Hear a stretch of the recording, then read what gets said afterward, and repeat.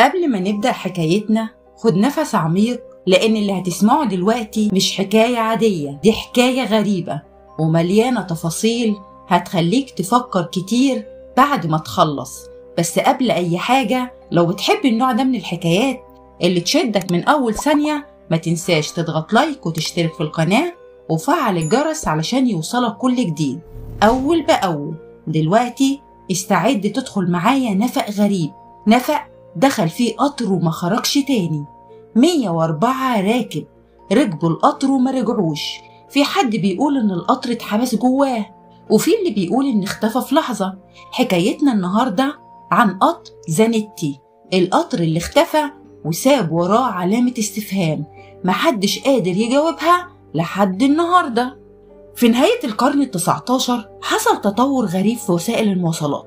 في شركة إيطالية اسمها زانيتي صممت قطر فاخر جدا. الرحلة كانت من العاصمة روما لإقليم لامباردي في ميلانو. المسافة كانت 550 كيلومتر. الرحلة هتكون شاملة الأكل والشرب، وهيكون في عازف كمان، وهيعدي على مناظر جميلة جدا. أول رحلة هتكون مجانا بشكل كامل، بس هتكون متاحة بس للطبقة الغنية في المجتمع. كان 100 راكب من الطبقة العليا و6 من الموظفين.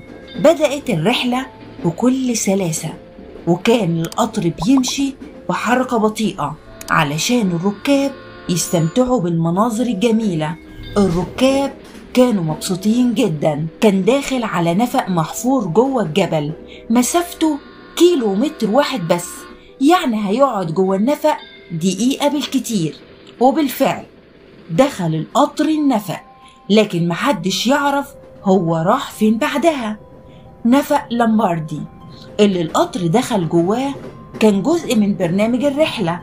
هو أطول نفق جبلي تم حفره على الإطلاق. هو عبارة عن معجزة هندسية. الشركة كانت جايبة مجموعة من الناس واقفين على أول المدخل، ومجموعة تانية عند آخر المخرج علشان يستقبلوا الناس. المجموعة اللي على أول النفق فعلا سلموا على الناس وشافوهم وهم داخلين. عدت دقيقة والتانية ومفيش أي أثر للخروج. الناس اتوترت جدا، وأول حاجة فكروا فيها إن يكون في حاجة جوه النفق عطلتهم. اتصلوا بسرعة بالشرطة علشان ييجوا ينقذوا الناس اللي موجودين جوه. وبالفعل جم وجابوا معاهم مجموعة من مسؤولين الصيانة في شركة زانيتي. لو عطلان يشوفوا حل. دخلوا لغاية نص المسافة بالظبط ولا أي حاجة، بس الغريب لقيوا فردين من الركاب قاعدين ووشهم مليان جروح ومصدومين. انتشر الخبر في كل وسائل الإعلام. أخدوهم على مصحة نفسية علشان يعرفوا إيه اللي حصل. واحد منهم بدأ يتكلم وقال: الدنيا كانت مستقرة، فجأة ظهرت غمامة سودة غطت على كل حاجة، وسمعوا صوت همهمة غريبة، وظهر دخان أبيض كثيف، والكل بدأ يجري. وإحنا نطينا من الباب، والنطة هي اللي عملت الجروح دي. وبصينا لقينا كل حاجة فص ملح وداب، وكأننا كنا في حلم. الكلام كان مفزع، فيه اللي صدق وفيه اللي قال ده مجرد هلاوس للصدمة القوية اللي تعرضوا ليها. محدش يعرف راحوا فين، والنفق ملهوش أي مخرج تاني. والناس اللي برا أكدوا إن محدش خرج. وعدت سنين كتيرة بدون إجابات لغاية الحرب العالمية الأولى. نفق لامباردي اتدمر بشكل كامل نتيجة لقصف جوي. في الوقت ده ظهر محقق كان مهتم جدا بالموضوع، وبدأ يبحث عن حالات مشابهة للحادثة دي. كان عايز يلاقي أي حاجة، ولقي وثيقة لدكتور نفسي في مدينة مكسيكو سيتي اسم الدكتور خوسيه ساكسينو. الوثيقة يرجع تاريخها لسنة 1840، يعني قبل حادث الاختفاء ب70 سنة. الوثيقة بتتكلم عن حادثة مجموعة من الأشخاص ظهروا في شوارع المكسيك لابسين لبس غريب جدا، وواضح إنهم مرتبكين، تصرفات غريبة، لغة غريبة، لا فاهمين حد ولا حد فاهمهم. الناس اتصلت بالشرطة، وبالفعل الشرطة أخدتهم وجابوا مترجمين مخصوص علشان خاطرهم، وعرفوا إنهم بيتكلموا إيطالي.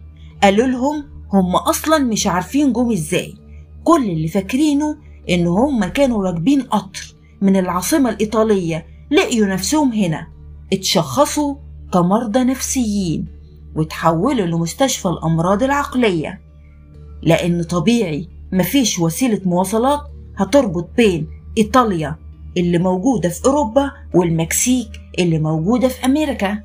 الملفت في الوثيقة والغريب جدا إن كان عددهم 104 مريض، كلهم في الاستجواب قالوا إنهم جايين من زمن غير الزمن ده، وده كان واضح جدا من شكلهم ولبسهم اللي كان أصلا مختلف عن لبس الإيطاليين في الفترة دي. اللي زود حيرة الدكاترة، واحد منهم كان معاه علبة سجاير مكتوب على العلبة الإنتاج 1907، يعني بعد التاريخ اللي هم فيه ب67 سنة.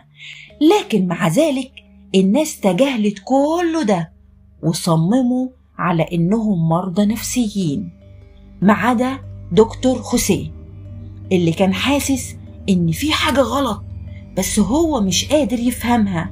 وكتب دكتور خوسيه إن جزء منهم قدر يتأقلم ويتعايش مع الوضع الجديد وكمل حياته، والجزء التاني أصيب بالجنون.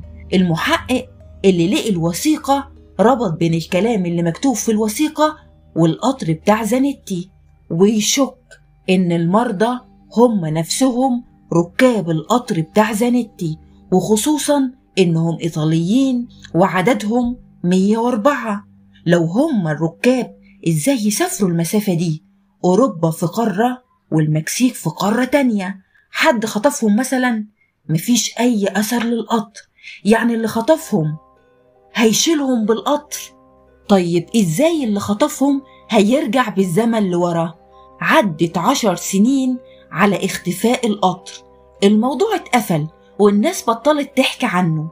لكن في واحد من الأهالي اللي تبع المفقودين كان موجود في دير اسمه سان بيترو في مدينة مودينيا في إيطاليا، اكتشف بالصدفة وثيقة قديمة يرجع تاريخها للعصور الوسطى للقرن ال15 ميلاديا. الوثيقة فيها شهادة من أحد القساوسة اللي كان وقتها بيحكي عن قصة غريبة حصلت، قصة أغرب من الخيال. بيقول إن كان في عربة معدنية وصفها بعربة الشيطان، ظهرت فجأة في نص المدينة، كان خارج منها صوت غريب، كانت متقسمة 4 أجزاء. العربة الأولى كانت عليها عمود معدني بيخرج منه دخان أسود كثيف، والتلاتة اللي ورا حجمهم كان أصغر شوية، مليانين شبابيك متغطية بستاير. بمجرد ما وقف الجسم الغريب ده نزل منه أشخاص وصفهم الراهب بإنهم عبد الشيطان، ووصفهم كمان بإنهم كانوا لابسين هدوم سودا وشكلهم غريب أول مرة يشوفها. ساعتها كل الناس اللي كانوا موجودين خافوا جدا، قفلوا على نفسهم البيوت، حتى الرهبان نفسهم قفلوا على نفسهم الأديرة، والناس دي فضلت تخبط على باب الدير والرهبان خافوا يفتحوا. وبعد كده الأشخاص دول اختفوا هما والعربة اللي معاهم. اللي لقي الوثيقة دي استغرب جدا بين مواصفات القطر وقطر زانيتي اللي اختفى. في العصور الوسطى ما كانش أصلا في قطورات. بعد مرور 44 سنة، يوم 29 أكتوبر عام 1955 كان في عامل إشارة تبع مدينة أوكرانية في نص الليل، وما كانش وقت أي قطر. لاحظ في ضوء ساطع جاي من بعيد جدا، لقي إن في قطر سريع جدا، والقطر كان ماشي في مكان مفهوش أصلا قضبان يمشي عليها، وتصميم القطر ده كان غريب جدا عن أي تصميم شافه. افتكر إن دي هلاوس من السهر، بس بلغ الشرطة وهو بيقول المواصفات. قال لهم قطر قديم في مدخنة ضخمة خارجة من العربة الأولى، ودخان أسود والشبابيك فيها ستاير.